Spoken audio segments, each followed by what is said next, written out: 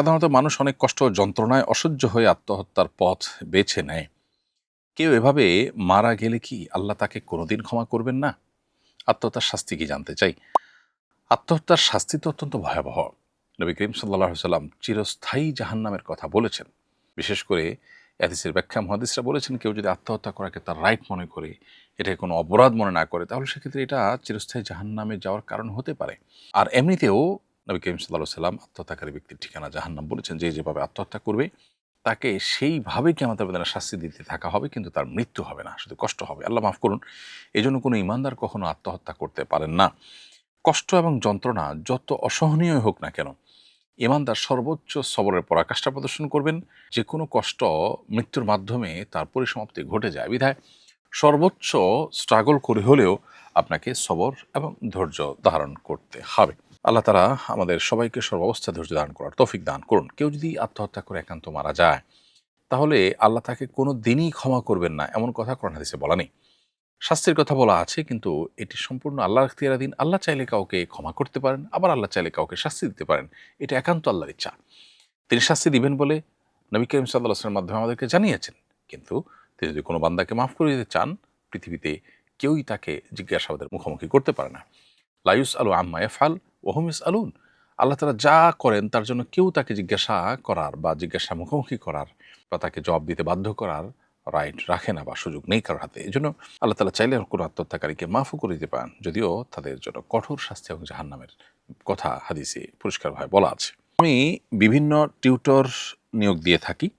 টিচারদের সাথে এভাবে চুক্তি করি যে টিউশনির প্রথম মাসের বেতনের 50% টাকা আমাকে দিয়ে দিতে হবে। এটা কি জায়েজ হচ্ছে? প্রিয় দর্শক, আপনার প্রশ্ন উত্তর হলো, আপনি যেহেতু তাকে টিউশনি পাইয়ে দিতে আপনি আপনার মতো করে আপনার চেষ্টায় ব্যবস্থা করে থাকেন এবং পরিশ্রম করে থাকেন, অতএব তার জন্য টিউশনি পাওয়ার ক্ষেত্রে আপনার যে ভূমিকা, আপনার যে সেখানে ইনিশিয়েটিভ নিতে হয়, সেখানে যে আপনার পরিশ্রম আছে, তার বিনিময়ে আপনি গ্রহণ করতেই পারেন। মৌলিকভাবে এটি জায়েজ। এবং সেই হিসাবে প্রথম মাসে সে ৫,০০০ টাকা পেলে আপনাকে ২,৫০০ টাকা দিয়ে দিতে হবে, এমন আপনার চুক্তি থাকলো। এবং এটা যদি মোটামুটি পরিষ্কার থাকে যে প্রথম মাসে সে এটা পাবে এবং তার অর্ধেক আপনি তাকে দিবেন, এটা নিয়ে আপনাদের মধ্যে কোনো দুই কথা হওয়ার কোনো কারণ নেই, তাহলে ইনশাআল্লাহ বিইذনিল্লাহ এটি মৌলিকভাবে জায়েজ আছে। অর্থাৎ টিউশনি দিলেন, দিয়ে পারিশ্রমিক গ্রহণ করলেন, এটি নাজায়েজ কোনো বিষয় নয়। অনেক গর্ভবতী মহিলা রাতে ঘর হতে বের হওয়ার সময় জিনের আসর হতে রক্ষা পাওয়ার জন্য হাতে আগুন, ম্যাচ কিংবা লোহা জাতীয় জিনিস নিয়ে বের হন। এটা আমাদের এলাকায় খুব প্রচলিত। এটা কি শরীয়ত সম্মত? কেউ যদি রাতে হাতে আগুন কিংবা দিয়াশলাই, ম্যাচ বা লোহা জাতীয় কোনো কিছু হাতে নিয়ে বের হয়, তাহলে জিনের উপদ্রব থেকে সে রক্ষা পায় মর্মে কোনো বর্ণনা, কোনো প্রমাণ কোথাও পাওয়া যায় না।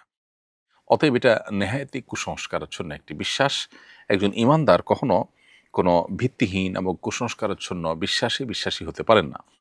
গ্রামে হোক শহরে হোক, এরকম কোনো কুসংস্কারাচ্ছন্ন প্রথা বা প্রচলন বা বিশ্বাস যদি থাকে, তাহলে সেটাকে আমাদের অবশ্যই ইগনোর করতে হবে, অ্যাভয়েড করতে হবে।